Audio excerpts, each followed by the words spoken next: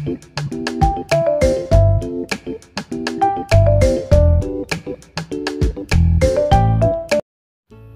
Morning বন্ধুরা, আজকে সকাল সকাল উঠে পড়েছি। আর ঘুম থেকে ওঠার পরেই গলাটা কেমন যেন ধরে ধরে গেছে। যাই হোক, একটু পরেই আবার ঠিক হয়ে যাবে। তো আজকে কিন্তু একটা বিশেষ দিন। হ্যাঁ, ঠিকই ধরেছেন, মকর সংক্রান্তি। তো এই মকর সংক্রান্তির দিনে আমাদের বাড়িতে কিছু নিয়ম হয়ে থাকে। সেই নিয়মটা কি করছি চলুন আপনাদের সাথে শেয়ার করি।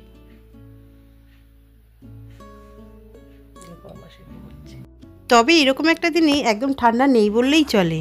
আজ কিন্তু অনেক ভোরবেলা ধরেছি, কারণ এইটা ভোরবেলাতেই করতে হয়, সকালবেলাতেই।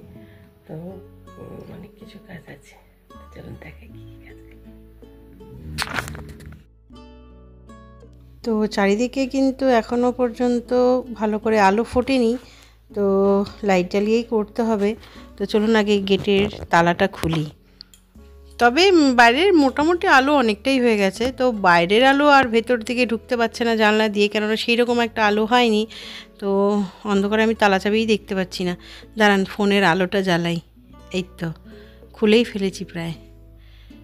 এবার বাইরে যাব। তো এখন বাজে হচ্ছে 5:40। তো এইখানে যে জায়গাটা রয়েছে আমাদের বারান্দাটা, এইখানটা ভালো করে ঝাড় দেবো, ধোবো জল দিয়ে, এবং আমাদের যে গলিটা রয়েছে সেই গলিটাও ঝাড় দেবো। তো আগে ঝাড় দিয়ে পরিষ্কার করবো, তারপরে আমি জল দিয়ে ধোবো। তো গোবর ছড়ার জল তো নেই, আগে গোবর ছড়া দিতাম, কিন্তু এখন গোবর পাওয়া খুবই মুশকিল। তো এই জন্য এখন এমনি ঝাড় দিয়ে তারপর জল দিয়ে ধুয়ে দেবো। তো এই যে গলিটা দেখছেন, এই গলিটা দিয়েই আমরা হাঁটাচলা করি। তো এটা পুরোটাই আমি ঝাড় দেব। আজ আমাদের ঘরে বাস্তু পুজো হবে, এবং চালের গুঁড়ি দিয়ে, নতুন গুড় দিয়ে, চিড়ে, খই, মুরগি, এগুলো সব দিয়ে পুজো দিতে হয়। সবটাই আপনাদের সাথে নিশ্চয়ই শেয়ার করব। তো প্রথমে আগে ঝাড় দিয়ে স্নান করে তারপরে আমি ঠাকুর ঘরে যাব। তো ভিডিওটা কিন্তু অবশ্যই শেষ পর্যন্ত দেখবেন। তো ঝাড় দেওয়া হয়ে গেছে, এবার ছোট একটা বালতি নিয়েই জায়গাটা ধুয়ে দিচ্ছি। আগে পাইপ দিয়ে দিতাম, আর এখানে চারিদিকে না মালপত্রের ব্যাগ গোছানো রয়েছে পরের দিনের কাজে। তো ভিজে গেলে মুশকিল হবে, এই জন্য বালতি দিয়েই দিচ্ছি। আচ্ছা, এই মকর সংক্রান্তিতে যে বাস্তু পুজো করা হয় ভোরবেলা, সেটা কি আপনাদেরও নিয়ম আছে? যদি থাকে তাহলে আপনারা কেমন করে করেন আমার খুব জানতে ইচ্ছে করে, জানাবেন তো কমেন্ট করে। তারপর উপরের সিঁড়িগুলো সব ঝাড় দিয়ে পরিষ্কার করে নিলাম। তো এই যে দেখুন, এই যে সিঁড়ি, আমাদের চারিদিকেই মালপত্র গোছানো, কেননা কাজ রয়েছে তো ওই জন্য। তো যাই হোক, এটা করেই তো আমাদের খেয়ে থাকতে হয়। তো এইটা হচ্ছে আমাদের লক্ষ্মী। তো লক্ষ্মীকে সবসময় গুছিয়ে রাখতে হয়। তো সেই জন্য আমি একটু পাশ দিয়ে আস্তে আস্তে করে ঝাড় দিয়ে নিচ্ছি। তো তারপর আপনাদের সাথে দেখা হচ্ছে। দেখুন, এদিকে ভেতরকার অন্ধকার কিন্তু এখনও কাটেনি, যদিও আমি এখানটা লাইট জ্বালাইনি, কিন্তু আবছা আলোতে আমি মোটামুটি দেখতে পাচ্ছি। তো এবার আমি যাব স্নানে। এদিকে আবার ছেলের পড়াও আছে, ও এক্ষুনি ঘুম থেকে উঠে যাবে। তো স্নান করে এসে আগে ওকে চা বা কফি করে দেব। তো এই যে স্নান করে আমি চলে এসেছি। এবার হচ্ছে গিয়ে ছেলের জন্য কফি করব, আর বরমশাইয়ের জন্য জল গরম করব, আর হচ্ছে গিয়ে শ্বশুরমশাইয়ের জন্য চা করে দেব। তো এগুলো করে রেখে তবেই আমি ঠাকুর ঘরে যেতে পারবো। আগে হচ্ছে মানুষ সেবা তাই না? তারপর হচ্ছে গোপালকে গিয়ে ঘুম থেকে তুলবো, মুখ ধোয়াবো, খেতে দেবো, স্নান করাবো, অনেক কাজ রয়েছে। তো চলুন আগে এই সংসারের কাজগুলো করে নিই, তারপর যাব ঠাকুরের কাছে। তো এবার ঢুকবো আমি রান্নাঘরে। তবে এখন কিন্তু আমি জলস্পর্শ করব না, আগে পুজো দিয়ে তবেই কিন্তু আমি জল খাবো বা চা খাবো, যেটা আমার নিত্য কাজ সেগুলো করব। তো এখন একটু বেশি করেই জল বসাবো, কেননা বরমশাইকে লেবু জল দিতে হবে, সেই জন্য জল নেব, চায়ের জল। তো এই জন্য জলটা একটু বেশি নিচ্ছি। আর ছেলেকে আলাদা একটা বাটিতে একটু কফি করে দেবো। ও আবার কফি খেতে খুব ভালোবাসে। আর পড়তে যাবে, তো যদি কফিটা খায় তো মনটা চাঙ্গা চাঙ্গা থাকবে, বেশ এনার্জি সহকারে পড়তে যাবে তো বসিয়ে দিয়েছি, ছেলে এখনও উঠে আসেনি। ও আস্তে আস্তে আমি ততক্ষণ রেডি করে নেব। আর একটু ঠান্ডা হলে ওর খেতেও সুবিধে হবে। তো ওর পড়া হচ্ছে 8:30 থেকে। তো এদিকে 8টা তো প্রায় বাজে। তো এই যে কফি বসিয়ে দিয়েছি। তারপর আজকে কিন্তু স্কুল ছুটি দেয়নি, ওর স্কুলও রয়েছে। তো এই সমস্ত কাজ করে ওকে আমি স্কুলেও দিতে যাব। তো আজকে যে বাস্তু পুজো করব, যে সেখানে যে প্রসাদ দেব, চিড়ে গুড় মুড়ি খই এগুলো দিয়ে যে প্রসাদ দেব, সেই প্রসাদই কিন্তু আজকে ওকে টিফিনে আমি দেব বলেছি। আর এটা আমরা টিফিনেই খাই, এটা প্রসাদ হিসাবে। তো আজকে কিন্তু টিফিনে অন্য কিছু হয় না, আজকের দিনে প্রতি বছরই তাই হয়, কেননা এটাই নিয়ম। তো দুটো গ্যাসেই বসানো রয়েছে, ততক্ষণ গরম হোক। তো এই পাশে নতুন আলু আমি ধুয়ে রেখেছিলাম। নতুন আলু না বড্ড বালি বালি হয় একদম, আর কাটতে গেলে প্রথমে আঙুলে টাঙুলে পুরো হাতে বালি ভর্তি হয়ে যায়। ওই জন্য প্রথমে ধুয়ে ঝুড়ি করে রেখে দিই, জলটা ঝরে গেলে তারপর আমি বাস্কেটে রেখে দিই। তো এটা করাই মনে হয় ভালো, কেননা এত মাটি থাকে নতুন আলুতে। তো যাই হোক, আলুটাও রাখা হয়ে গেল। এবার আমি কফিটা নামিয়ে দেবো আমার ছেলের কাপে, ওটা বেড়ে রেখে দেবো যাতে একটু ঠান্ডা হয়, তারপর ওর খেতে সুবিধা হবে।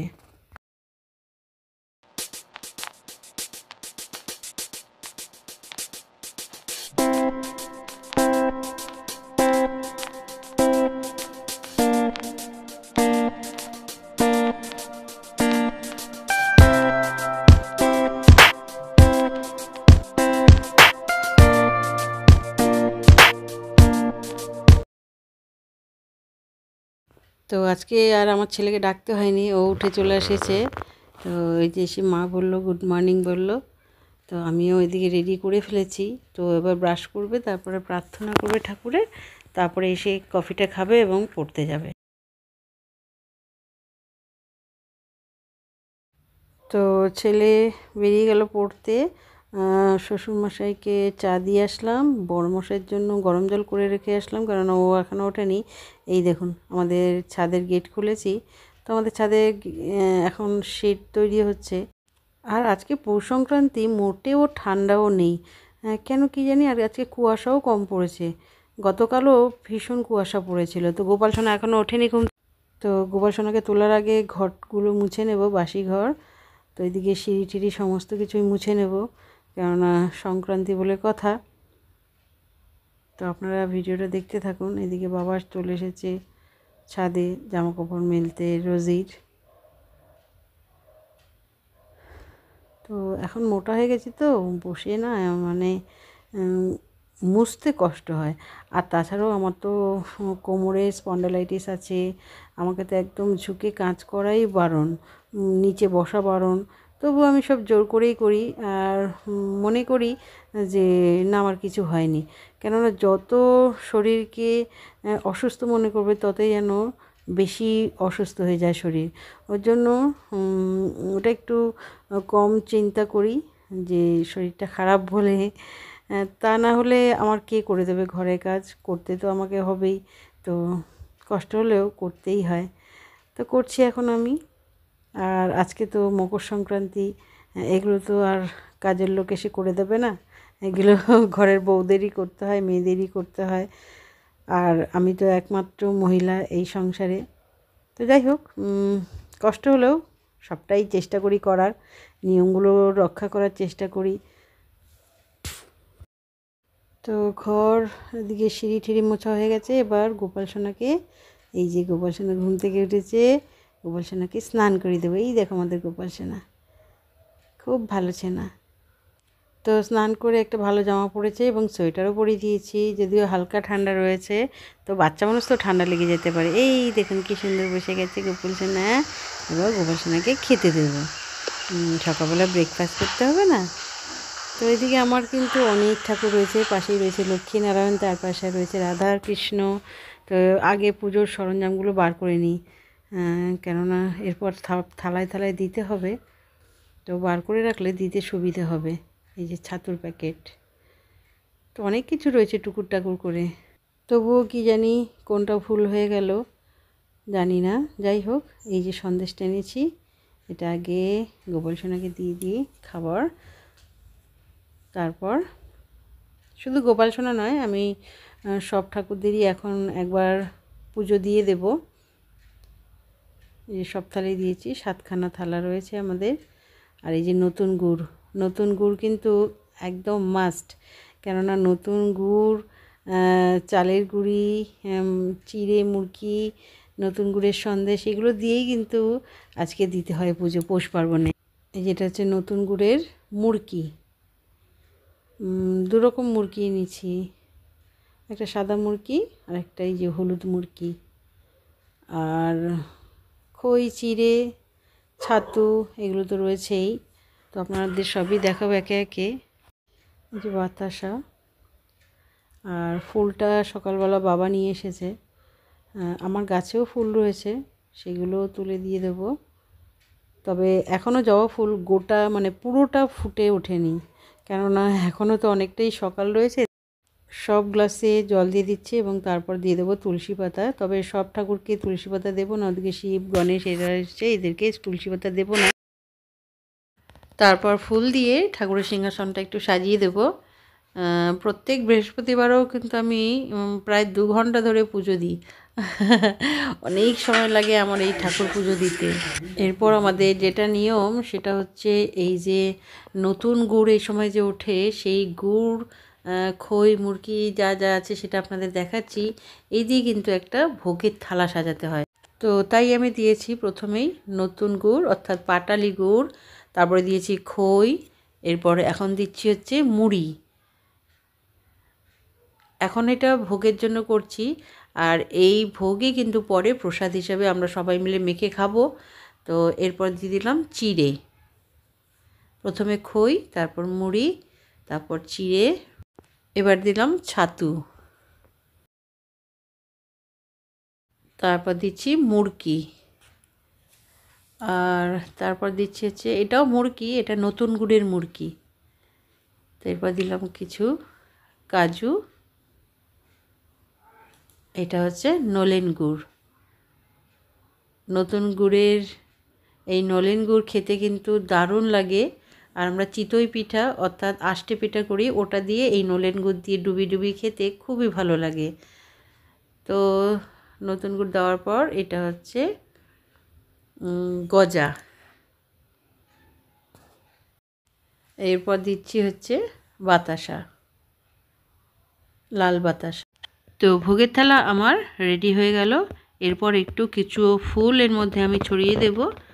তো দেখুন রেডি, বাস্তু পুজোয় যে ভোগের থালা সেটা আমি এই বছর এইভাবে সাজালাম।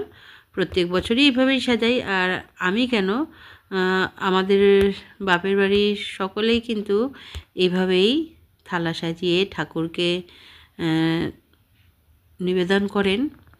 তো ছোটো থেকে আমি যা দেখেছি তাই শিখেছি আর সেটাই করলাম। তো এখন চলুন আরেকটা জিনিস করার পালা আছে, যেটা কিনা বাস্তু পুজো হবে যেই জায়গাটায়, সেটা করার পালা। তো তার জন্য প্রথমে একটা বাটিতে অল্প সামান্য জল নিয়ে নেব এবং এর মধ্যে চালের গুঁড়ো দিয়ে ভালো করে গুলে নিতে হবে। লিকুইডটা একটু পাতলা মতন হবে, বেশি ঘন নয়। তারপর এরকম একটা ছোট্ট ঠাকুরের গ্লাস দিয়ে দেখে নিতে হবে এইরকম হবে থিকনেসটা।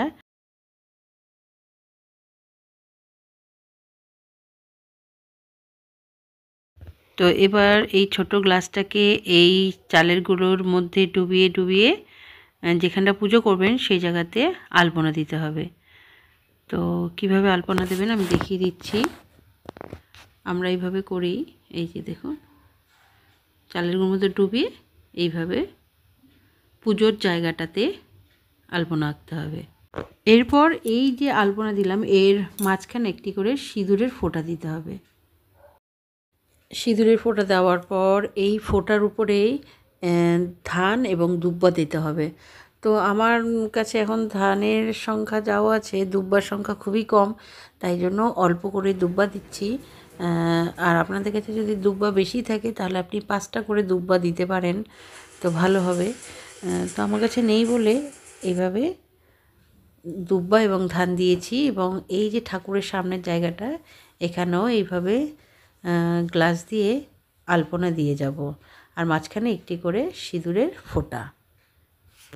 ব্যাস এই হচ্ছে আমাদের বাস্তু পুজোর নিয়ম। মকর সংক্রান্তি অর্থাৎ পৌষ পার্বণের দিনে ভোরবেলা উঠে এগুলো করতে হয়। তো ভোগও লাগিয়ে দিয়েছি ভগবানের কাছে। তো এবার আমি দেখুন কীরকম সাজিয়েছি, পুরোটাই আপনাদের দেখাচ্ছি। তো আমার বাড়ির ঠাকুর মন্দির আপনাদের কেমন লাগলো প্লিজ কমেন্ট করে জানাবেন, আর কেমন সাজিয়েছি আজকে সেটাও বলবেন কেমন। তো এবার ধূপকাঠি, ঘণ্টা এবং শঙ্খ বাজাতে হবে।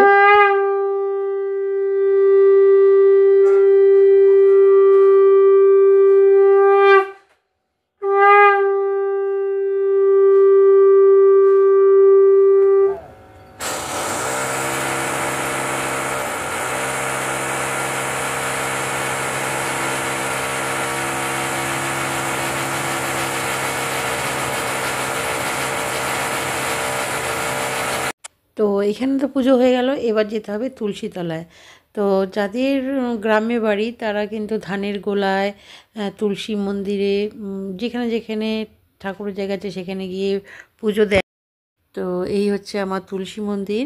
তো এখানে প্রথমে আমি তুলসী মন্দিরের চারিদিকটা ধুয়ে এবং তুলসী মাকে স্নান করিয়ে দেব, তারপরে আমি এখানে সাজাবো।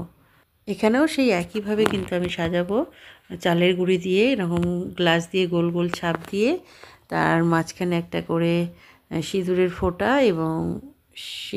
এবং ধান দুব্বা যেরকমভাবে দিলাম মন্দিরের ভেতরে সেই রকমভাবেই করব।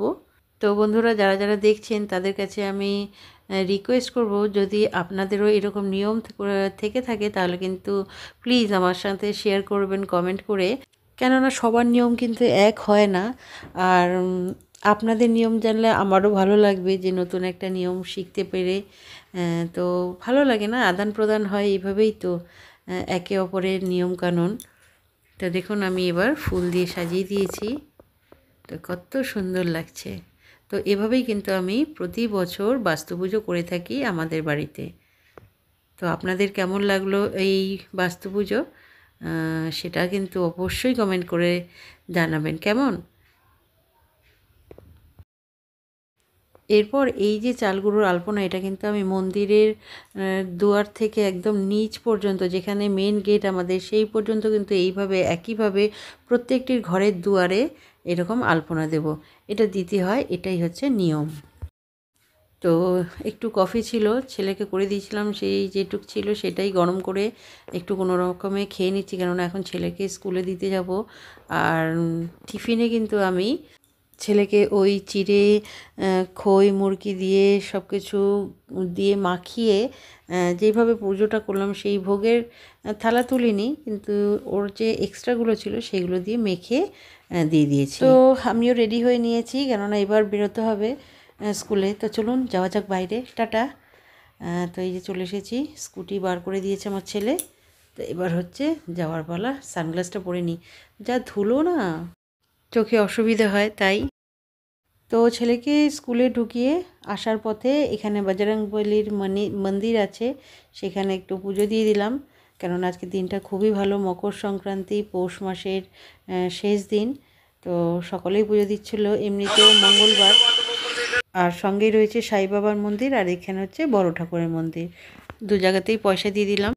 আজকে মকর সংক্রান্তি, সেখানে বজরংবলীর পুজো দিয়ে দিলাম। ভিড়ও হয়েছে, আবার যাওয়া যাক বাড়ি থেকে। তো খানিক পরেই একটা ছোট বাজার আছে, দোকান আছে, সেখানে থেকে কিছুটা বাজার করে নিয়ে আসলাম, সবজি টবজি, কারণ এগুলো তো লাগেই সংসারের কাছে, তাই না?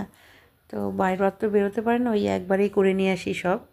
তো এখন বাজে 12:30, তার মানে এখনও রান্নাও বসাইনি, তো অনেক দেরি হয়ে গেছে। তো দেখি ঘরে এসে আমার মেয়ে সবে ঘুম থেকে উঠেছে, ভাবতে পারেন 12:30 বাজে এখন ঘুম থেকে উঠলো। এদিকে বাসি বিছানাটা রয়েছে, তো ঝটপট করে বাসি বিছানাটা আগে তুলে নিই, কেননা বাসি ঘরে না কোনো কাজ করতে ভালো লাগে না। দেখলেনই তো সকাল থেকে কীরকম ব্যস্ত ছিলাম, ওদিকে পুজো টুজো করে এসে চাটা খেয়ে দিয়েই দৌড়ালাম স্কুলে, তাহলে কখন তুলবো বিছানা? তার আগে তো আমার বরমশাই শুয়েছিলেন, তো সে শুয়ে থাকলে তো আর বিছানা তুলতে পারি না। তো যাই হোক, এখন আমি আগে বিছানাটা তুলে তবেই রান্নাঘরে ঢুকবো, কেননা বাসি কাজ ঘরে থাকলে আমার ভালো লাগে না। তো যাই হোক, কম্বলটা ছিল তুলে নিয়েছি, বিছানাটা একটু ঝেড়ে ঝুড়ে দিচ্ছি। আর কত জামাকাপড়, আমার ছেলে একবার এক একটা জামাকাপড় পরে। তো অনেক বেলা হয়ে গেছে দেখলেনই। তো আগে ভাতটা বসাই, তারপর এদিকে সবজি আনাজ যা কাটবো করব।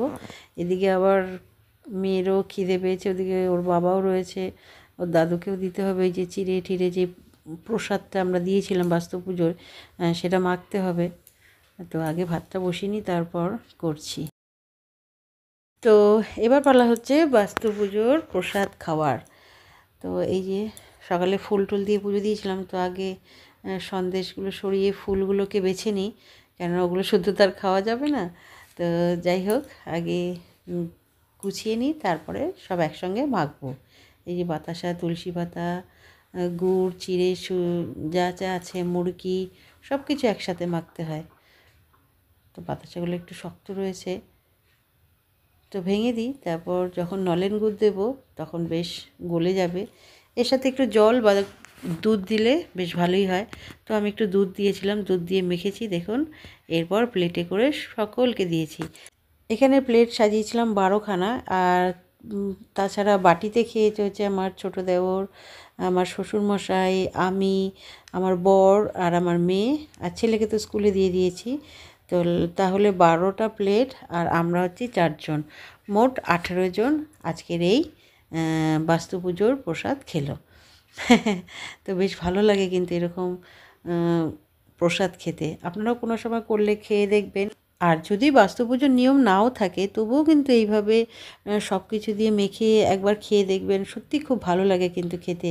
আর পেট না একদম ভরে থাকে অনেক ঘন্টার জন্য। ভাত হয়ে গেছে, কড়াই বসিয়ে দিয়েছি, রান্না করব। আর সেই সকালে চা খেয়েছিলাম, আর এখন এই প্রসাদ খেলাম, খুব খিদেও পেয়েছিল। তো এখন রান্না করে নিই। টাটা। ভিডিওটা দেখার পর যদি ভালো লেগে থাকে তাহলে কিন্তু প্লিজ একটু লাইক করবেন, কমেন্ট করবেন। আর যারা প্রথমবার আমার চ্যানেলে আসছেন তারা কিন্তু আমার চ্যানেলটাকে প্লিজ প্লিজ প্লিজ সাবস্ক্রাইব করে নেবেন। আর সাবস্ক্রাইব বাটনের নিচে যে বেল আইকনটা থাকে ওটাকেও প্রেস করবেন, কেন ওটা প্রেস করে দিলে সামনে যে ভিডিওগুলো আসবে সেগুলো সবার আগে আপনি দেখতে পারবেন। তাহলে আবার দেখা হচ্ছে নতুন কোনো ব্লগে। ততক্ষণের জন্য টাটা।